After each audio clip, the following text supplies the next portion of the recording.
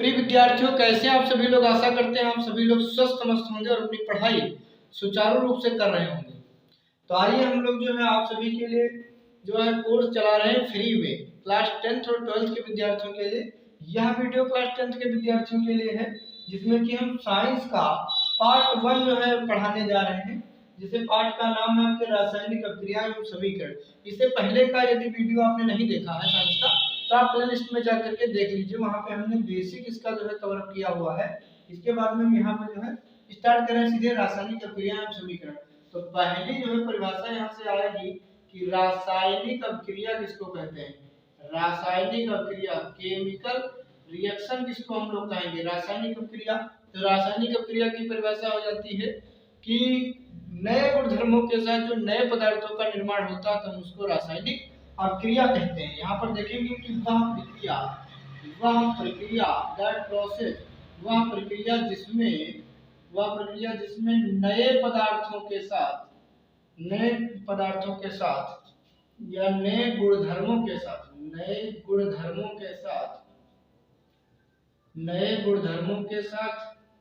नए पदार्थों का निर्माण होता है। नए गुणधर्मों के साथ नए पदार्थों का निर्माण होता है। तो क्या कहलाती है? रासायनिक अभिक्रिया कहलाती है।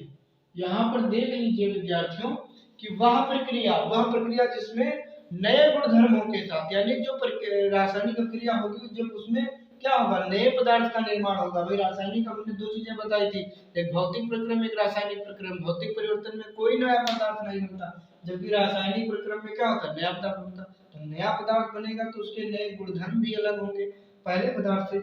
जैसे दूध से दही बनेगा तो दूध का गुणधर्म अलग होता है, दूध मीठा होता है, वहीं पे दही जो है खट्टा होता है। तो आप समझ गए होंगे रासायनिक अभिक्रिया। अब हम लोग रासायनिक अभिक्रिया होगी तो एक तरफ लिखा होता है अभिकारक और एक तरफ होता है उत्पाद। यहाँ पर ये हो गया, ये होता है रिएक्टेंट और ये होता है प्रोडक्ट होता है। यहाँ पर देख लीजिएगा, अभिकारक में A प्लस बी कोई भी हो सकता है, उत्पाद में C प्लस डी बन सकते हैं। A प्लस बी हो तो इधर केवल जो है C बन सकता है। ठीक, तो यहाँ पर जैसे कि हम यहाँ पे देखते हैं कि दूध है तो दूध से क्या बन गया, दही बन गया। ठीक, तो इसके अलग गुणधर्म है, इसके विद्यार्थियों अलग गुणधर्म है। तो आइए हम लोग जो है पढ़ते हैं इसके बाद में अभिकारक की परिभाषा। जैसे तो अभिकारक किसको कहते हैं, तो वे पदार्थ जो रासायनिक अभिक्रिया में भाग लेते हैं, भाग लेते हैं, पार्टिसिपेट करते हैं, क्या कहलाते हैं, अभिकारक कहलाते हैं। जैसे दूध हो गया अभिकारक। ठीक, आगे देखते हैं उत्पाद किसको कहते हैं, तो वे पदार्थ जो रासायनिक अभिक्रिया के फलस्वरूप उत्पन्न होते हैं, या बनते हैं, उत्पन्न होते हैं। ठीक, उत्पाद कहलाते हैं। यहाँ पर देख लीजिए। ठीक, तो ये परिभाषा हो गई इसकी। बढ़ते हैं हम लोग इसके आगे। आगे हमारी जो है रासायनिक अभिक्रियाओं के प्रकार हम लोग पढ़ेंगे। टाइप्स ऑफ केमिकल जो है यहाँ पर रिएक्शंस पढ़ेंगे। तो रासायनिक अभिक्रिया का पहला प्रकार आपके सामने जो है आ जाएगा संयोजन अभिक्रिया। यहाँ पर टॉपिक नोट कर लीजिए, पहला हो जाएगा संयोजन अभिक्रिया। ठीक, संयोजन अभिक्रिया यहाँ पर। तो चलिए मैं डायरेक्टली पढ़ा ही देता हूँ लाइन से।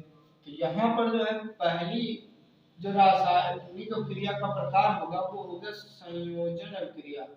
संयोजन अभिक्रिया का मतलब है संयोग करना, यानी कि जुड़ना। हिंदी से भी समझ लेंगे, इंग्लिश में इसको देखेंगे तो इसको हम कहते हैं कॉम्बिनेशन रिएक्शन कहेंगे। इसी को जो है हम लोग कह लेंगे संयोजन या योगात्मक अभिक्रिया। इसी को हम लोग नाम देंगे योगात्मक अभिक्रिया। इसी को हम लोग क्या बोल देंगे, एडिशन रिएक्शन, यहाँ पर रिएक्शन ये भी हम लोग बोल देंगे। ठीक, तो यहाँ पर संयोजन अभिक्रिया का मतलब क्या होता है, जब दो या दो से अधिक पदार्थ आपस में संयोग करते हैं। जब दो या दो से अधिक पदार्थ दो से अधिक पदार्थ, जब दो या दो से अधिक पदार्थ आपस में संयोग करते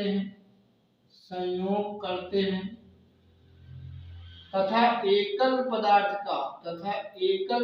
का यानी मिलेंगे दो या दो से अधिक पदार्थ लेकिन बनाएंगे केवल एक एकल पदार्थ का निर्माण करते हैं, संयोग करते तथा एकल पदार्थ का निर्माण करते हैं, संयोजन अभिक्रिया कहलाती है। कौन सी क्रिया कहलाती है? संयोजन अभिक्रिया कहलाती है। संयोजन अभिक्रिया कहलाती है। यहाँ पर जैसे हम लोग चाय बनाते हैं, चाय में क्या दूध डालते हैं, चीनी डालते हैं, सारी चीजें डालते हैं, लेकिन बनती तो केवल चाय है, तो वहाँ संयोजन अभिक्रिया हो गई।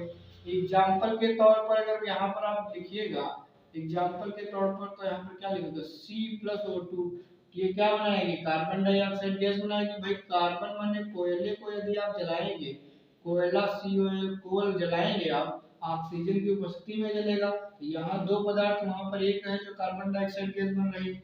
इसी प्रकार से गंधक को जलाइएगा, सल्फर को जलाइएगा यहाँ पर, तो सल्फर डाइऑक्साइड गैस बनेगी। ठीक, SO2 से क्रिया कराइएगा।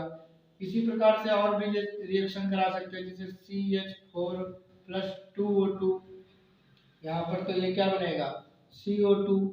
ठीक, CO2 बनेगा प्लस 2H2O बनेगा। ये रिएक्शन आप देख लीजिए, ये मीथेन गैस है, मीथेन को मार्स गैस भी कहते हैं, यह दलदली स्थानों में पाई जाती है। ठीक, तो इसको जब आप जलाइएगा कार्बन डाइऑक्साइड बनेगी और यहाँ पर जो है जल भी बनेगा, तो यह नहीं होगी संयोजन अभिक्रिया, यह तो फिर अगली दूसरी रिएक्शन हो जाएगी। क्योंकि यहाँ पर कंडीशन क्या है? कंडीशन है कि इधर चाहे जितने पदार्थ मिले लेकिन उस साइड में केवल एक पदार्थ मिलना चाहिए। आइए हम लोग बढ़ते हैं इसके दूसरे रिएक्शन की तरफ। आप लोगों को दिखाई दे रहा होगा वीडियो अच्छा सा क्लियर आ रहा है कि नहीं आ रहा है? ठीक, एकल पदार्थ का निर्माण करते हैं, इसमें ध्यान रखिएगा, जब दो या दो से अधिक पदार्थ आपस में संयोग करते हैं तथा एकल पदार्थ का निर्माण करते हैं, केवल एक पदार्थ जब बनेगा विद्यार्थियों, तो संयोजन क्रिया कहलाएगी। आइए हम लोग बढ़ते हैं दूसरी क्रिया की तरफ। यहाँ पर दूसरी क्रिया हमारे पास में है वियोजन क्रिया। वियोजन माने क्या होता है? टूटना। यहाँ पर दूसरा क्रिया हम लोग लिखेंगे कि वियोजन क्रिया। तो वियोजन क्रिया का मतलब है यहाँ पर टूटना, डिकम्पोजिशन रिएक्शन, डिकम्पोजिशन रिएक्शन। वियोजन होने का मतलब टूटना। तो जब कोई एकल पदार्थ टूट करके, एकल पदार्थ वियोजित होकर मतलब टूट कर, वियोजित होकर दो या दो से अधिक पदार्थों का निर्माण करता है, अधिक पदार्थों का निर्माण करता है, वियोजन अभिक्रिया कहलाती है। वियोजन अभिक्रिया कहलाती है। तो जब कोई एकल पदार्थ वियोजित होकर टूट करके दो या दो से अधिक पदार्थों का निर्माण करता है तो वियोजन अभिक्रिया कहलाती है। एग्जाम्पल के तौर पर यहाँ ध्यान रखेंगे, जैसे कि हम लोग धान कुटाने जाते हैं, तो धान तो एकल पदार्थ होता है, उसको चक्की में डालते हैं तो वहां से कई पदार्थ निकलते हैं, जैसे कि चावल निकलते हैं, भूसी निकलती है उससे जो है, और रबड़ कहते हैं वो भी निकलती है, तो तना भी निकलता है, यहाँ पे देखते हैं तो कई पदार्थ निकल जाते हैं। तो एग्जाम्पल के तौर पर याद रखेंगे CaCO3 को एकल पदार्थ है जिसको हम लोग कहते हैं चूना पत्थर का ये सूत्र है, इसी को खड़िया कहा जाता है, इसी को चाक का सूत्र है, यही संगमरमर का सूत्र है। इसका जो है रासायनिक नाम है कैल्शियम कार्बोनेट, याद रखिएगा इसको, कैल्शियम कार्बोनेट। तो इसका जब यहाँ पर वियोजन किया जाता है तो ये टूटता है CaO में और प्लस CO2 में टूटता है। CaO को हम लोग क्या कहते हैं? इसको कहते हैं बिना बुझा हुआ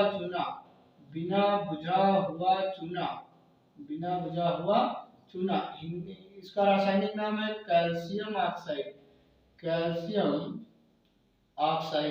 और ये है कार्बन डाइऑक्साइड हवा में ऊपर उड़ जाती है। तो देखा मार्केट में कौन उपलब्ध रहता है? बिना बुझा हुआ चूना। हम लोग जब चूना लाते हैं तो यही वाला चूना होता है।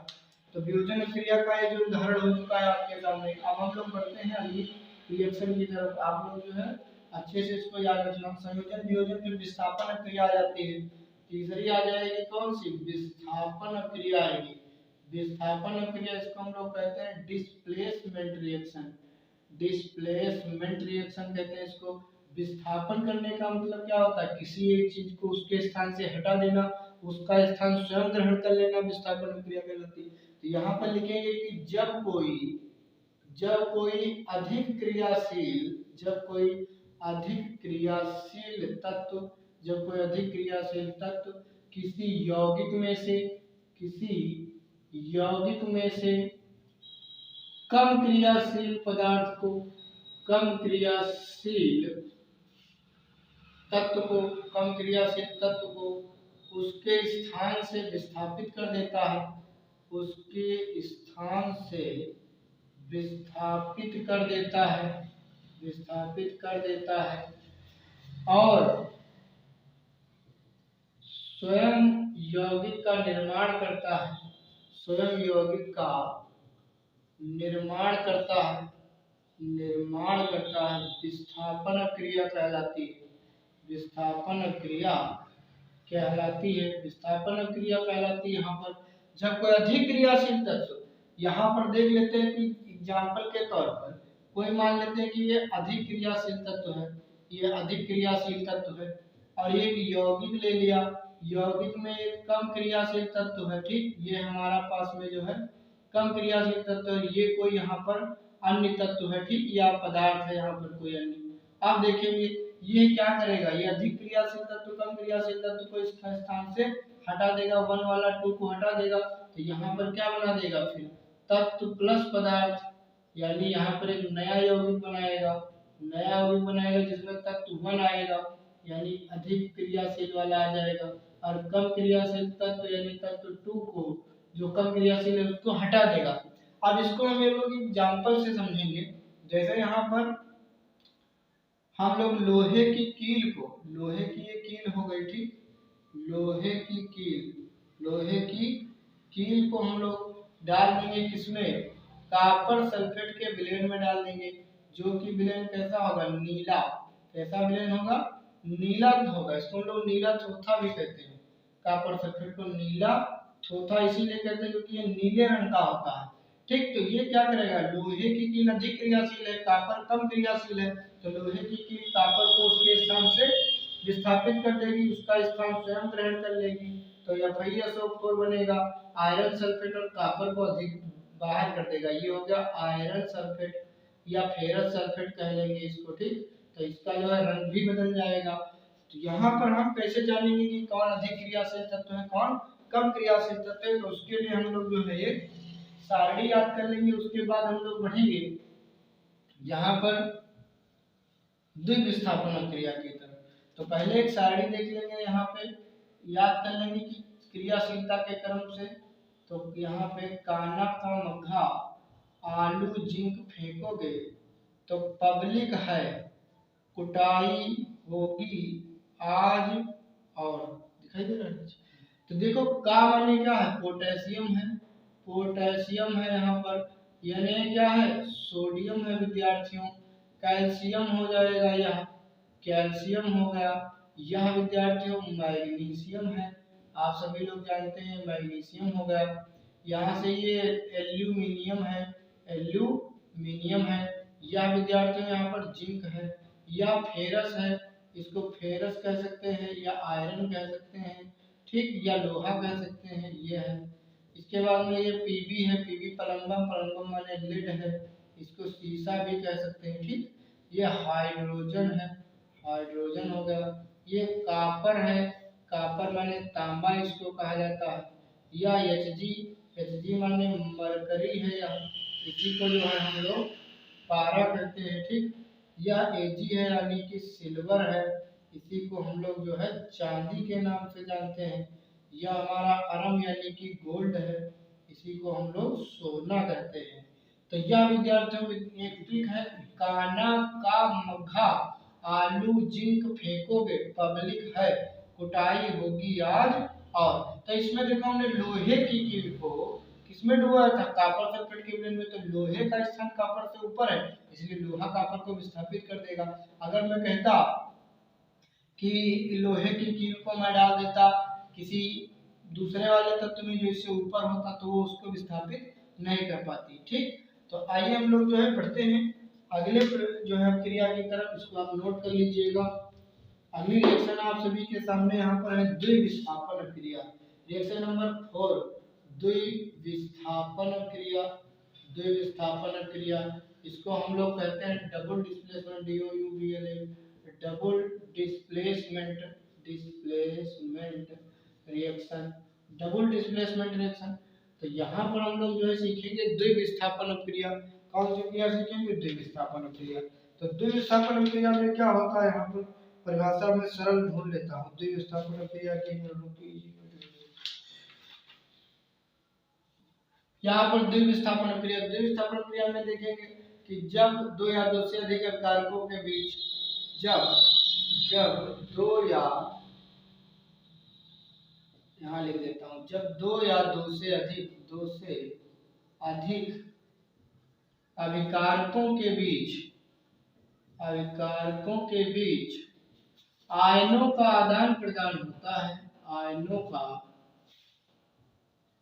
आदान प्रदान होता है, तो उसे द्विविस्थापन क्रिया कहते हैं। तो उसे द्विविस्थापन अभिक्रिया कहते हैं। यहाँ पर विद्यार्थियों याद रखिए, जब दो या दो से अधिक अभिकारकों के बीच आयनों का आदान प्रदान होता है तो उसे द्विविस्थापन क्रिया कहते हैं। आयन क्या होता है? आयन मतलब दो तरीके के होते हैं, पॉजिटिव आयन, नेगेटिव आयन, धनायन और ऋण आयन। ठीक, तो यहाँ पर मैं एग्जांपल ले लेता हूँ समझने के लिए। Na2SO4, यहाँ पर Na2SO4 प्लस BaCl2 एरो खींचूंगा तो यहाँ पर हो जाएगा BaSO4 प्लस 2NaCl। अब देखो यहाँ कैसे हो गया, Na2SO4 कैसे टूटता है? 2Na प्लस में टूटेगा, SO4 यहाँ पर जो है माइनस में टूटेगा, SO4 यहाँ पर 2 माइनस में टूटेगा। ठीक, ये BaCl2 कैसे टूटेगा? तो Ba प्लस 2 टूटेगा, Cl2 Cl माइनस टूटेगा। अब प्लस वाले से संयोग नहीं करता, याद रखिए, प्लस वाला माइनस वाले से संयोग करेगा, माइनस वाला प्लस से संयोग करेगा। देखो 2 प्लस 2Na 2Cl मिल गया तो क्या बन गया? 2NaCl बन गया। यहाँ पर Ba का प्लस 2 है, यहाँ पर SO4 का माइनस 2 है, तो यहाँ दोनों एक में मिल जाएंगे। याद रखिए प्लस वाली संख्या आगे लिखी जाएगी, प्लस वाला और माइनस वाली पीछे। तो यहाँ Ba आगे हो गया और SO4 माइनस पीछे, दो सेम इसलिए कट गया तो BaSO4 हो गया। या तो मैं Ba2SO4 2 लिखूं तो 2 कट जाएगा, अनुपात एक आएगा। यहाँ पे 2 क्यों नहीं कट रहा है? क्योंकि यहाँ पे Na के 2 परमाणु है, Cl के 2 परमाणु है, इसलिए यहाँ पर जो है हो जाएगा। यह तो उसकी ऑक्सीकरण संख्या है। चलिए आप समझ गए होंगे, इसका नाम सोडियम सल्फेट है, ये बेरियम क्लोराइड है, ये बेरियम सल्फेट है, ये सोडियम क्लोराइड है। तो यहाँ पर जो संयोजन, वियोजन, विस्थापन, द्विविस्थापन होगा। हिल गया तो यहाँ पर जो है माइक जो है गिर गई है अचानक से। इसके आगे हम लोग जो है बढ़ेंगे, संयोजन, वियोजन, विस्थापन, द्विविस्थापन आप नोट कर लिए हैं। इसके आगे हम लोग जो है अगले वीडियो में इस वीडियो को कवर अप करेंगे, अगले वीडियो में जो है कवर अप करेंगे यहाँ पर।